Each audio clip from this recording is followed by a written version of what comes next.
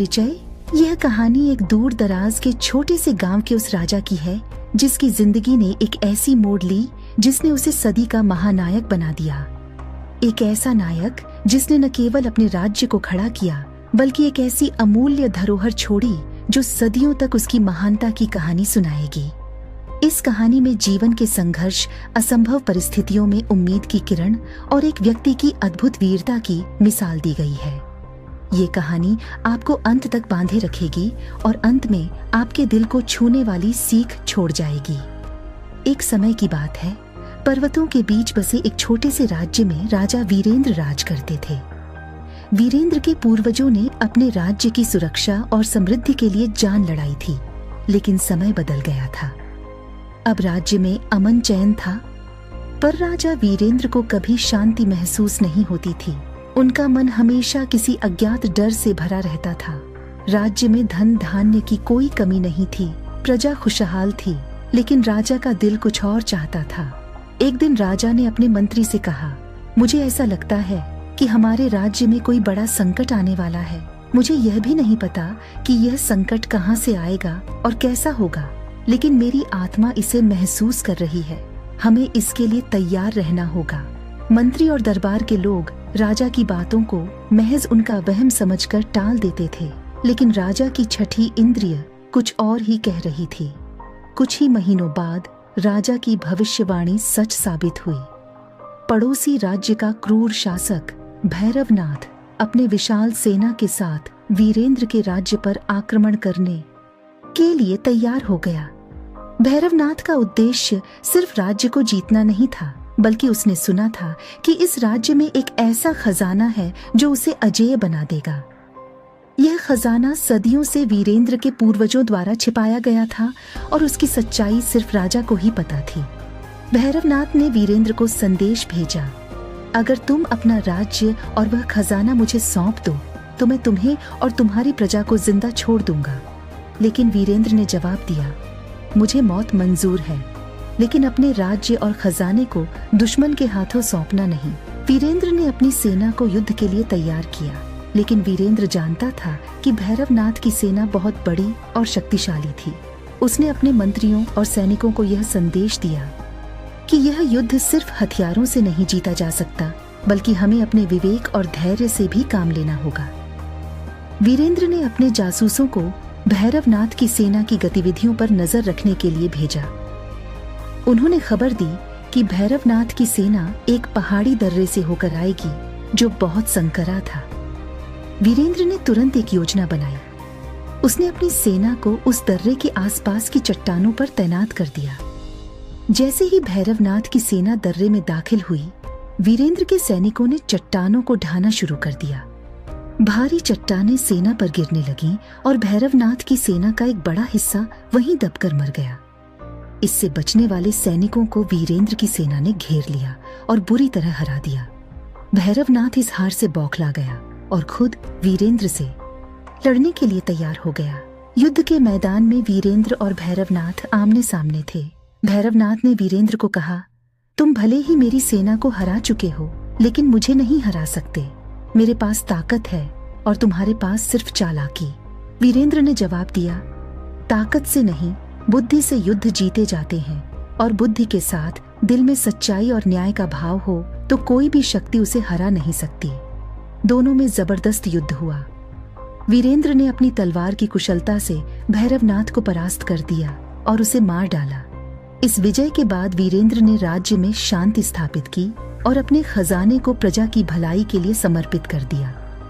उसने अपने राज्य को शिक्षा, स्वास्थ्य और समृद्धि का एक आदर्श उदाहरण बना दिया।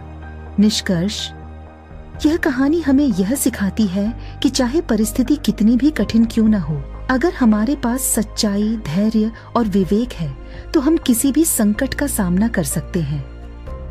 राजा वीरेंद्र ने न केवल अपनी बुद्धिमत्ता से अपने राज्य को बचाया, बल्कि यह भी साबित किया कि सच्चाई और न्याय के रास्ते पर चलने वाला व्यक्ति कभी पराजित नहीं होता।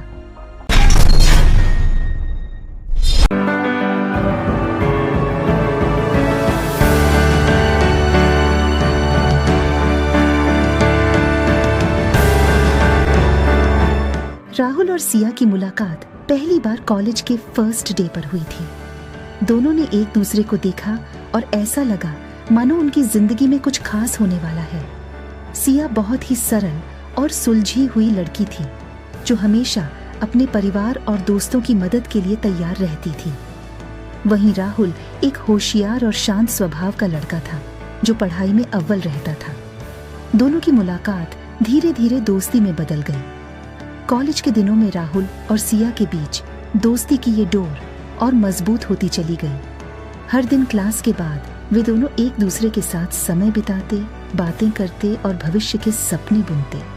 हालांकि वे दोनों एक दूसरे को पसंद करते थे, लेकिन कभी भी अपने दिल की बात एक दूसरे से कह नहीं पाए।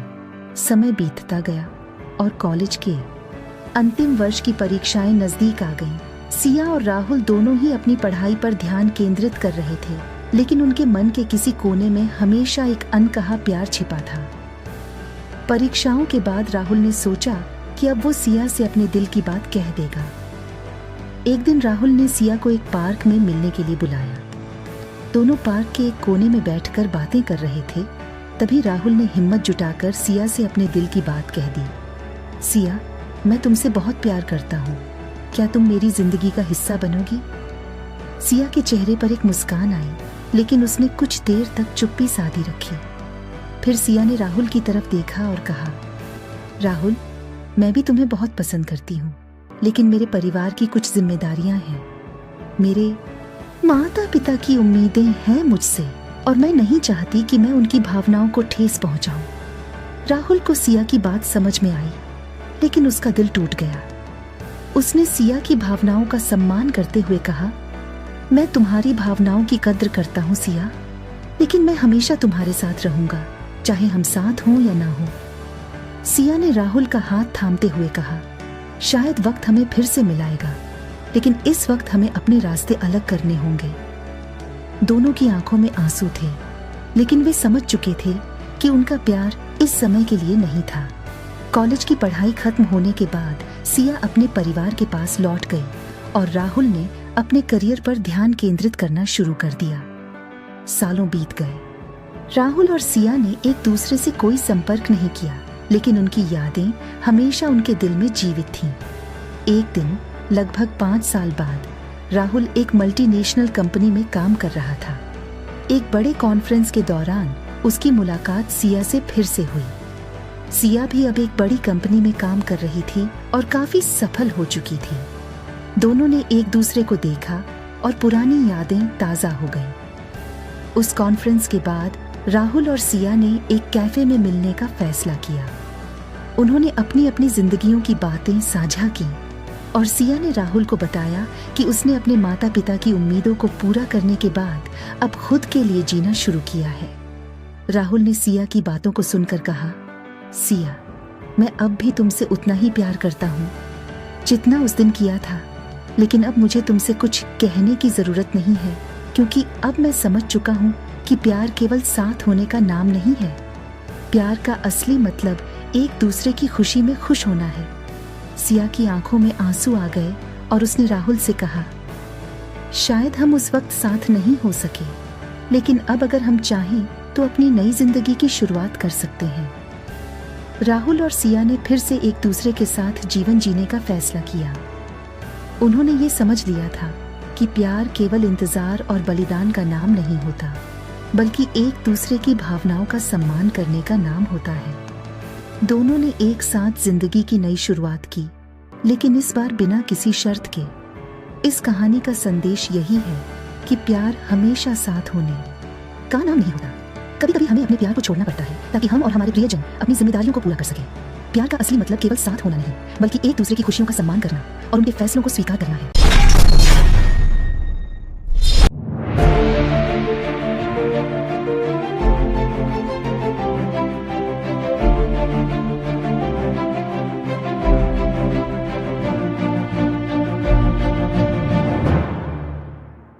प्यार की असली परख बहुत समय पहले की बात है। पहाड़ों के बीच बसे एक छोटे से गांव में राधिका नाम की एक साधारण सी लड़की रहती थी। उसका परिवार बहुत गरीब था और उसकी माँ बीमार रहती थी।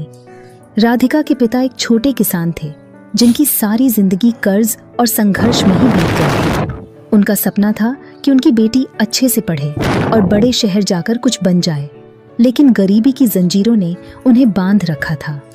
राधिका अपने परिवार का इकलौता सहारा थी। उसकी उम्र महज 19 साल की थी, लेकिन जिम्मेदारियों ने उसे काफी समझदार बना दिया था।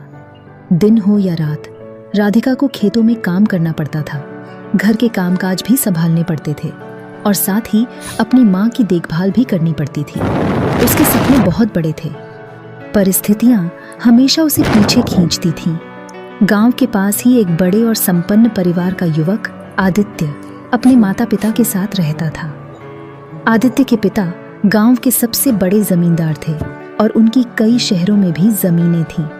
आदित्य ने अपनी पढ़ाई शहर के एक अच्छे स्कूल से की थी और उसे व्यापार में बहुत रुचि थी। आदित्य के मन में अक्सर गांव के लोगों के प्रति दया और मदद करने की भावना रहती थी, लेकिन वह समझता था कि उसका यह अमीर परिवार गरीबों से दूरी बनाए रखना चाहता है। वह एक ऐसा व्यक्ति था जिसे अपने घर की तमाम सुविधाओं के बावजूद गांव की सादगी और शांति बहुत पसंद थी। उसके जीवन में सब कुछ था, पैसा, रुतबा और एक सुरक्षित भविष्य। कमी का एहसास होता था। हर शाम आदित्य गांव के पास की पहाड़ियों पर टहलने जाता था, जहां उसे शांति का एहसास होता था। एक दिन टहलते हुए उसकी नजर एक झरने के पास बैठी एक लड़की पर पड़ी। वह उदास बैठी थी। उसकी आंखों में एक गहरी बेचैनी थी। यह राधिका थी, जो अपनी परेशानियों में डूबी हुई थी। आदित्य उसके पास गया और धीरे से उसका नाम पूछा। राधिका चौंक गई और उसने कुछ भी जवाब नहीं दिया। आदित्य ने उससे दोस्ती करने की कोशिश की और धीरे धीरे उसका नाम, उसके परिवार की कठिनाइयों और उसके जीवन के बारे में जानने लगा। दोनों की मुलाकातें नियमित हो गईं और आदित्य को राधिका की सादगी और मेहनत का पता चला। उसे राधिका की बातों में सच्चाई और ईमानदारी नजर आई।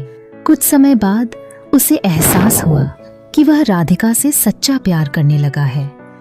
एक दिन आदित्य ने हिम्मत जुटाकर राधिका के सामने अपने दिल की बात रखी, लेकिन राधिका ने कहा, आदित्य, तुम्हारा और मेरा कोई मेल नहीं है। तुम अमीर हो और मैं गरीब। तुम ऐशो आराम में जीने वाले हो और मैं जिंदगी की हर छोटी चीज के लिए संघर्ष करने वाली। तुम्हारा और मेरा एक साथ होना किसी कहानी जैसा लगेगा, लेकिन असल जिंदगी में ये मुश्किल है। राधिका के इन शब्दों ने आदित्य को गहरी चोट दी, लेकिन उसने हार मानने का नाम नहीं लिया। उसने राधिका से वादा किया कि वह उसे अपने सच्चे प्यार का एहसास दिलाकर रहेगा। आदित्य ने खुद को बदलने का फैसला किया। खेतों में काम करना शुरू किया। उसने अपने महंगे कपड़े, गाड़ियां और बड़े घर को छोड़ दिया और एक साधारण सा जीवन अपनाया। उसने गांव के लोगों के साथ मिलकर खेती बाड़ी सीखी और उनके कठिनाइयों को समझा। धीरे धीरे गांव के लोग आदित्य के इस बदलाव से हैरान और खुश हुए। वह दिन रात मेहनत करता और अपनी कमाई से राधिका और उसके परिवार की भी मदद करता। राधिका ने भी आदित्य के इस त्याग और बदलाव को देखा और उसे समझ में आने लगा कि आदित्य का प्यार सच्चा और निस्वार्थ है। एक दिन जब राधिका ने देखा कि आदित्य ने अपने सारे ऐश ओ आराम त्याग दिए हैं और उसकी खुशी के लिए एक साधारण जीवन को अपना लिया है, तब उसका दिल भी आदित्य के लिए पिघल गया। अपने प्यार का इजहार किया और दोनों ने एक दूसरे से शादी करने का फैसला किया। लेकिन यह राह आसान नहीं थी। आदित्य के परिवार वालों ने इस रिश्ते को अस्वीकार कर दिया और कहा कि वे कभी एक गरीब परिवार की लड़की को अपनी बहू के रूप में स्वीकार नहीं करेंगे। लेकिन आदित्य ने ठान लिया था कि वह किसी भी कीमत पर राधिका का साथ नहीं छोड़ेगा। उसने अपने माता पिता को समझाने की बहुत कोशिश की और कहा, प्यार कोई धन दौलत या रुतबे से नहीं होता। राधिका ने मुझे सच्चे प्यार और मेहनत का असली अर्थ सिखाया है। मैं उसके बिना जीने की कल्पना भी नहीं कर सकता।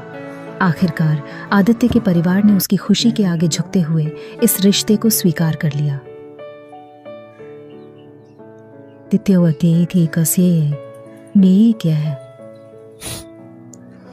आदित्य और राधिका की धूमधाम से शादी हुई और उनकी कहानी गांव भर में फैल गई। शादी के बाद दोनों ने एक छोटी सी दुकान खोली और अपने मेहनत और ईमानदारी से अपने जीवन को संवार लिया। आदित्य ने कभी अपने परिवार की संपत्ति का सहारा नहीं लिया, बल्कि उसने और राधिका ने अपने छोटे व्यापार को अपनी मेहनत से बड़ा किया। गांव के लोग अब उनकी कहानी को एक मिसाल के रूप में देखते थे। उनकी जिंदगी में बहुत सारी कठिनाइयां आई, कई बार व्यापार में घाटा हुआ, लेकिन दोनों ने कभी हार नहीं मानी। राधिका ने अपने परिवार की परेशानियों को भुलाकर आदित्य के साथ हर मुश्किल में साथ खड़ी रही। उनकी इस मेहनत और त्याग ने गांव में एक नई सोच का जन्म दिया कि लोग अच्छे थे। अब समझने लगे कि सच्चा प्यार पैसों या रुतबे से नहीं, बल्कि त्याग, मेहनत और सच्चाई से होता है। इस कहानी का संदेश यह है कि सच्चा प्यार केवल प्रेम का इजहार नहीं, बल्कि एक दूसरे के लिए त्याग, समर्थन और संघर्ष में साथ निभाने का नाम है। सच्चे प्यार की पहचान कठिनाई के समय होती है, जब दोनों एक दूसरे के लिए किसी भी हद तक जा सकते हैं। आदित्य और राधिका का यह प्यार एक मिसाल बन गया और उनके इस निस्वार्थ प्रेम को गांव के लोग आज भी याद करते हैं।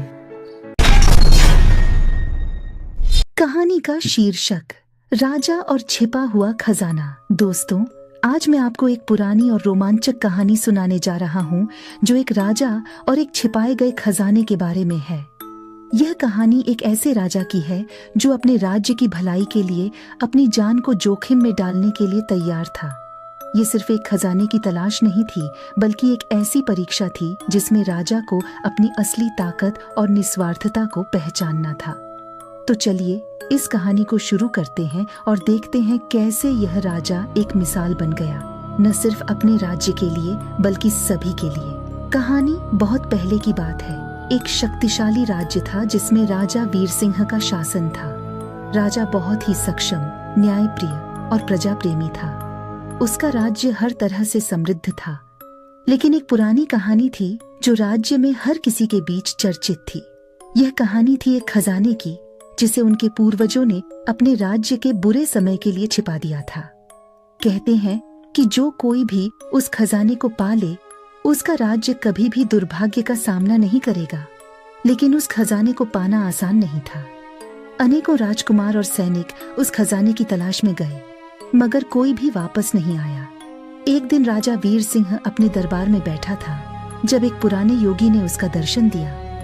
योगी ने कहा, महाराज, यह समय है उस खजाने को खोजने का जो आपके राज्य को अमर कर देगा। लेकिन याद रहे, यह सफर कठिन होगा और सिर्फ वही इस राह पर जीतेगा जो अपने स्वार्थ को त्याग कर निस्वार्थ बने। राजा ने योगी की बात को गहराई से सुना और फैसला किया कि वह अब इंतजार नहीं करेगा। अगले दिन सुबह राजा अपने कुछ वफादार सैनिकों के साथ खजाने की तलाश में निकल पड़ा। सफर बहुत ही मुश्किल था। उन्होंने जंगलों को पार किया, खतरनाक पहाड़ों को चढ़ा और तेज धाराओं वाली नदियों को पार किया। ये सफर सिर्फ एक शुरुआत थी। पहली चुनौती। एक दिन रास्ते में उन्होंने एक गहरी खाई देखी। खाई इतनी गहरी थी कि नीचे देखने पर अंधेरा ही दिखाई देता था। उस खाई के किनारे पर एक पत्थर पर लिखा था, इस खाई को वही पार कर सकता है जिसके दिल में लालच न हो। यह पढ़कर राजा गहरी सोच में पड़ गया। उसने अपने मन को झांका और सोचा, क्या मैं यह खजाना अपने स्वार्थ के लिए खोज रहा हूँ या अपने राज्य की भलाई के लिए? जब उसने अपने मन में अपनी असली नीयत को पहचाना कि यह सफर उसके राज्य और प्रजा के कल्याण के लिए है, तभी अचानक उस खाई के ऊपर एक स्वर्ण सेतु बन गया। राजा ने बिना किसी झिझक के उस सेतु को पार कर लिया और अपने सैनिकों के साथ आगे बढ़ गया। दूसरी चुनौती, पहेली। खाई पार करने के बाद वे एक पुराने और विशाल मंदिर के पास पहुंचे। मंदिर के द्वार पर एक बड़ा ताला लगा था और उसके साथ एक पहेली लिखी थी, राजा की असली ताकत क्या होती है? राजा थोड़ी देर के लिए सोच में पड़ गया। उसने पहले सोचा कि शायद उसकी सेना या धन ही उसकी ताकत है, लेकिन फिर उसने अपने दिल से जवाब दिया, नहीं, राजा की असली ताकत उसके लोगों का विश्वास और प्यार होता है। जैसे ही उसने यह जवाब दिया, ताले ने खुद को खोल दिया और मंदिर के द्वार अपने आप खुल गए। अब राजा और उसके सैनिक मंदिर के अंदर प्रवेश कर गए, लेकिन असली चुनौती तो अभी बाकी थी। मंदिर के अंदर एक गुफा थी जिसमें सांपों से भरा रास्ता था। गुफा के अंतिम छोर पर खजाना रखा था, लेकिन खजाने के सामने एक बड़े दैत्य ने खड़े होकर राजा का रास्ता रोका। दैत्य कहता है, यह खजाना तुम्हें तभी मिलेगा जब तुम अपनी सबसे प्यारी चीज का बलिदान दोगे।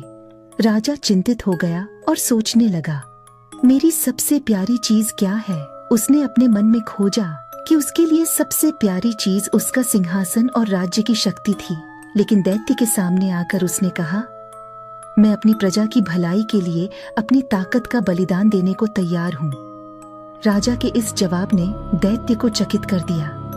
दैत्य हंसकर बोला, तुम सच्चे राजा हो क्योंकि तुमने अपनी निस्वार्थता और सेवा को साबित किया है। यह खजाना तुम्हारा है। ये कहते ही दैत्य गायब हो गया और राजा को खजाना मिल गया। राजा ने खजाने को पाने के बाद अपने राज्य की भलाई के लिए उस खजाने का इस्तेमाल किया। उसने नए विद्यालय, अस्पताल और रास्ते बनवाए, जिससे राज्य और भी समृद्ध हो गया। प्रजा ने राजा की जय जयकार की और उसके न्याय और दया की सराहना की। इस कहानी से हमें यह सीखने को मिलता है कि असली खजाना सिर्फ दौलत नहीं होता। असली खजाना होता है प्रजा का विश्वास, प्यार और एक राजा की निस्वार्थ सेवा। जब तक हम अपने स्वार्थ को त्याग कर दूसरों की भलाई के लिए काम नहीं करते, तब तक हम किसी भी खजाने के हकदार नहीं हो सकते। राजा वीर सिंह की यह कहानी हमें यह दिखाती है कि सच्ची ताकत पैसे या शक्ति में नहीं, बल्कि लोगों के विश्वास और सेवा में होती है। सच्चे राजा की पहचान एक बार की बात है। एक छोटे से राज्य में राजा अर्जुन नामक एक सजग और आदर्श शासक शासन करता था। राजा अर्जुन अपनी प्रजा के प्रति अपनी चिंता और दया के लिए प्रसिद्ध था। उसका राज्य शांत और समृद्ध था और उसके प्रजा उसके अच्छे शासन से बहुत खुश थे। राजा अर्जुन अपने राज्य की हर छोटी बड़ी समस्या को गंभीरता से लेते और खुद जाकर समस्याओं का समाधान करते थे। एक दिन राज्य में एक बुद्धिमान साधु पहुंचे, जिन्होंने राजा अर्जुन के पास जाकर एक महत्वपूर्ण प्रश्न पूछा, सच्चे राजा की पहचान कैसे की जाती है?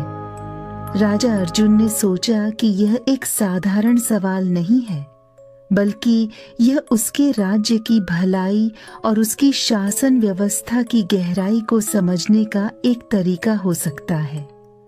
साधु ने राजा अर्जुन को इस प्रश्न का उत्तर खोजने के लिए एक यात्रा पर निकलने की सलाह दी। राजा अर्जुन ने साधु की सलाह मानी और अपने महल को छोड़कर विभिन्न स्थानों की यात्रा पर निकल पड़े। वह अलग अलग गांवों, कस्बों और दूर दराज के इलाकों में गए। उनकी यात्रा में कई चुनौतियां और कठिनाइयां आईं, लेकिन राजा अर्जुन ने हिम्मत नहीं हारी। उन्होंने सभी समस्याओं का समाधान खोजने की कोशिश की और लोगों के साथ उनके सुख दुख को साझा किया। एक बार राजा अर्जुन एक छोटे से गांव में पहुंचे, जहां एक गरीब किसान ने उन्हें अपने घर पर बुलाया। किसान की पत्नी बीमार थी और उसके पास इलाज के लिए पैसे नहीं थे। किसान खुद भी बीमार गाय को लेकर चिंतित था, जो उसके परिवार की एकमात्र संपत्ति थी। राजा अर्जुन ने किसानों की समस्याओं को गंभीरता से सुना और तुरंत ही अपने सामर्थ्य के अनुसार उनकी मदद करने का फैसला किया। उन्होंने किसानों की बीमार गाय का इलाज करवाया, उनकी पत्नी के इलाज का इंतजाम किया और उनके जीवन को बेहतर बनाने के लिए कई कदम उठाए। किसान और उसकी पत्नी बहुत खुश हुए और राजा अर्जुन की दया और समझदारी की सराहना की। राजा अर्जुन ने यात्रा के दौरान और भी कई ऐसे उदाहरण देखे जहां उन्होंने गरीब और असहाय लोगों की समस्याओं को हल किया और उनके जीवन में खुशियां लौट आईं। उन्होंने महसूस किया कि सच्चे राजा का धर्म केवल सत्ता या समृद्धि नहीं है, बल्कि उसकी पहचान, उसकी दया, समझदारी और प्रजा की वास्तविक समस्याओं को समझने और हल करने में है। राजा अर्जुन की यात्रा खत्म हुई और वह साधु के पास लौटे। साधु ने राजा से पूछा, आपने इस प्रश्न का उत्तर क्या पाया? राजा अर्जुन ने मुस्कुराते हुए कहा, सच्चे राजा की पहचान उसकी दया और समझ से होती है। जब एक राजा अपनी प्रजा की समस्याओं को समझता है और उनकी भलाई के लिए काम करता है, तब वह सच्चे राजा कहलाता है। साधु ने राजा अर्जुन की बातों को ध्यान से सुना और उसकी सराहना की। साधु ने कहा कि राजा अर्जुन ने सही उत्तर पाया है और उसकी यात्रा ने यह सिद्ध कर दिया है कि एक सच्चे राजा की पहचान केवल उसकी शाही शक्ति से नहीं, बल्कि उसकी मानवता और दया से होती है। इस कहानी से हमें यह सीखने को मिलता है कि सच्चे नेतृत्व की पहचान उसकी सहानुभूति, समझदारी और लोगों के प्रति उसके योगदान से होती है।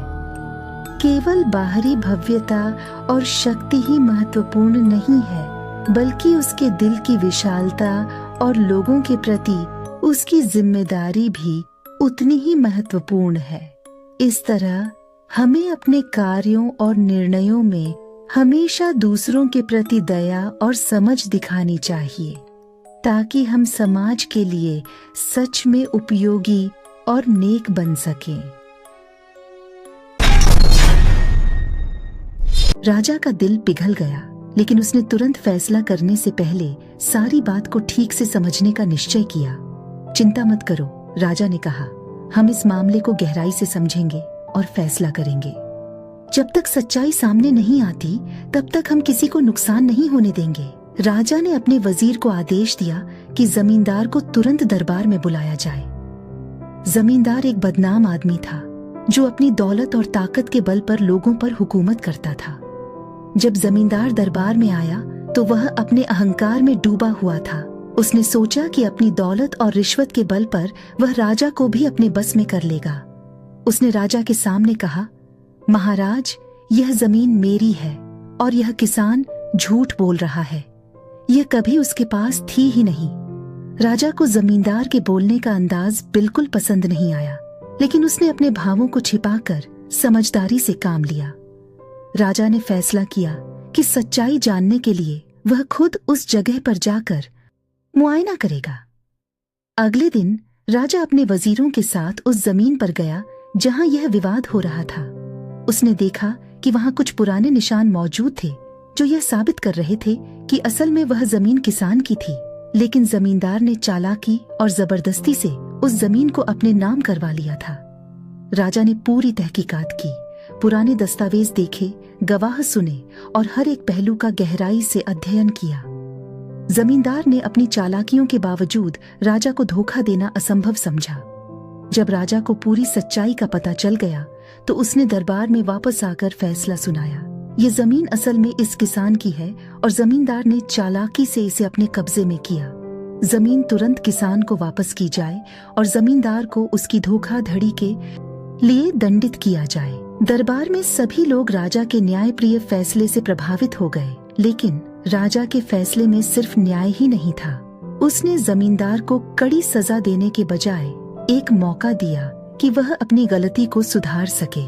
राजा ने कहा, हर इंसान को अपनी गलती का एहसास होना चाहिए। जमींदार, तुम्हें अपनी गलती का एहसास हो गया है। अगर तुम अपनी गलती को मानकर अपना रवैया सुधार लो तो यही तुम्हारे लिए असली सजा होगी। जमींदार, जो पहले अहंकार में डूबा हुआ था, अब अपनी गलती पर शर्मिंदा था। उसने राजा के चरणों में गिरकर अपनी गलती का इकरार किया और कहा, महाराज, आपने जो न्याय और करुणा दिखाई है उसका मैं जीवन भर आभारी रहूंगा।